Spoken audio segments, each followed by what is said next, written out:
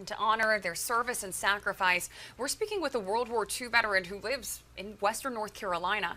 Ed Cottrell was in the U.S. Army and Air Corps. He was training in Utah on D-Day and sent overseas just shortly thereafter. I didn't lose any of my close friends until December 17th. As soon as you took off and we got it close to our target, the flak started coming up and you knew you were in war, because that flak was, that's the thing that we feared the most. It was not uncommon to come back and have bullet holes in your plane. In the summer of '41, I enrolled in the government program where you could get your pilot's license in a Piper Cub. In August of '42, my draft board told me I was going to be drafted.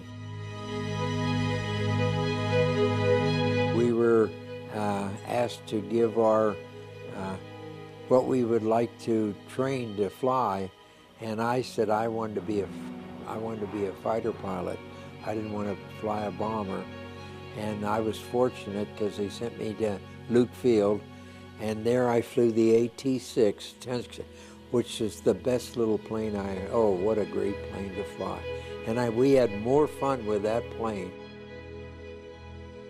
I graduated and got my wings, went home, and I got married. You remember D-Day? Yeah, I was at Wendover, Utah. We knew there was an invasion, that they were going to invade. They were invading France. We flew in the day, and then in the evening, we all gathered around. They had radios. They didn't have any TVs. They were going to speed up our training, and we were going to go to combat very quickly. I was told that I was going to be assigned to a fighter group, and I was given a time to report to a plane, and they flew me over to France, and that's where I met the 48th Fighter Group and the 49th Fighter Squadron. On December 17th, we were assigned to dive bomb a bridge, and then on the way to the bridge, we were told that there were some Tiger tanks in the woods. We spotted them, and we made our bomb run. And I was the fourth plane down. And as we came up, we jumped a bunch of ME-109s, and that 109 turned, and I saw the 20-millimeter cannon in his nose blink, and all of a sudden, there was a big pop, and black oil come all over my windshield.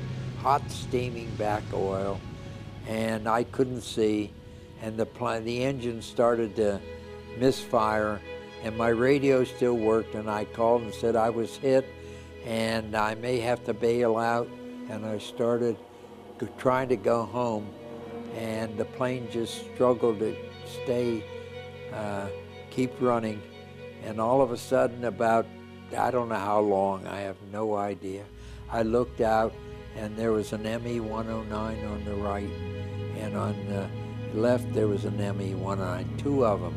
And they went ahead of me, and then they circled, peeled off, and came back, and they went behind me, and I waited for the guns to start, because when they go behind you, they're going to shoot you. And all of a sudden I looked, and they had moved in to fly formation, throttled back, and flew me escort back to the bomb line. And when we got to the bomb line, they went like that, peeled off, and went back to Germany. I spotted the runway. The plane was struggling. I still had hot oil all over the plane, and I got very close to the runway and trying to get down, and the engine quit. So I had to dead stick the plane in, and I was just barely got over the edge of the runway and was able to land. I got out of the plane and I kissed the ground. I had no idea. I was lucky. So we lost 2 pilots that day, and one of them was one of my roommates. When you think about that, the enemy escorting you back, Yeah. 2 German pilots, they could have easily shot. They could have, yeah. They could have forced me down. They didn't even have to shoot. All they had to do was just to get over me and force me down, and where am I going to go? And I know it probably sounds weird.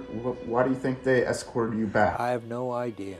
The only thing, people ask me that, the only thing I can say is that if I'd run into a German plane that was in difficulty, you could tell they were struggling, I wouldn't go after them.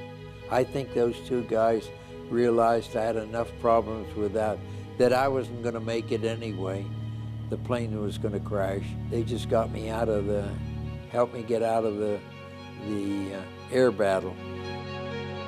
When I say I look at you and I see a hero, what's your response to that? I'm just like any true American. There are millions of guys, and there are many that gave their lives to protect this country. I lost 2 real close friends because of war, and I think here's 2 young guys, 21 years of age, and their life's wiped out, where they could still be living if there wasn't a crazy guy like Hitler. You do what you have to do, and you hope you survive. But no, I'm a little old country boy. I'm fortunate to live to be 102. I've had a great life. I had a beautiful wife, 76 years. I have 2 great kids. I've got the world by the tail, and so life's great.